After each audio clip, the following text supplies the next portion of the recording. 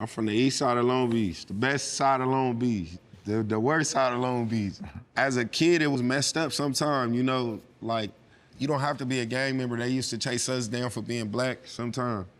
You know, running home, getting chased by grown-ass men, and I couldn't understand it, and they turn you into something. They just brought the dog out, that's it. When did gang activity get introduced to you? When you walk outside, you go outside, you in it. Get your ass in the house, yo. You got kids, they gotta get in the house, because it's shooting outside, it's fighting outside. Did you have any experiences like that coming up, and what was the first thing that you remember was like, damn, I'm a gangster? One thing I remember is my heart beating fast as a mother, man. I was coming home one day with my bro Chris. This probably like 10, 11, like, you know. Chris is like, they'll go to one dude's right there, you know, let's go around. And I'm like, I'm not going around, they right in front of my house. I'm like, well, they just gonna have to do what they do. I end up getting jumped by probably like 10 people. At 10 years old, you held your own against 10 people. I'm 10, they like 16, you know, 15, whatever, and I'm doing my thing, that's for sure. Did you get those guys respect after For sure, that? right there, right then and there. You know what, I'm gonna go ahead and join in here. They be the ones getting the girls and all that. So that's when you knew you was a gangster. I'm like, man, that's it. I thought I had traumatic experiences until I lost my little sister. It let out so much.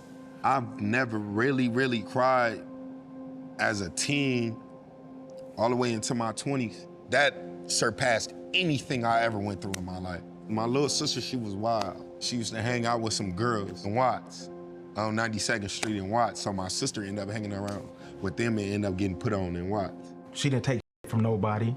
She could fight real good. She would come in, Lord rest her soul, that she would fight with everybody. She would fight with everybody. Take me back to that day. What happened? How did you find out about it? It was something in the air that day. She kind of floated in the house. It was real peaceful. And she was playing with my son and playing with my nephew. And she asked me for something that day. When I was going to the store, I was buying everybody something in the house. All right, I went, bought whatever, and then I went to a party. Somebody wrote me and said, hit me up, it's about your sister. And I knew right then and there. My soul like just did this whole little weird thing. And then they just said that I called, they said some shit happened, they start shooting over there. She went back out there to Compton. Unfortunately, somebody came through that was mad at that crowd of people, and they just start shooting through the crowd. My baby got hit twice. So then I just called my mom. My mom never been out the city before.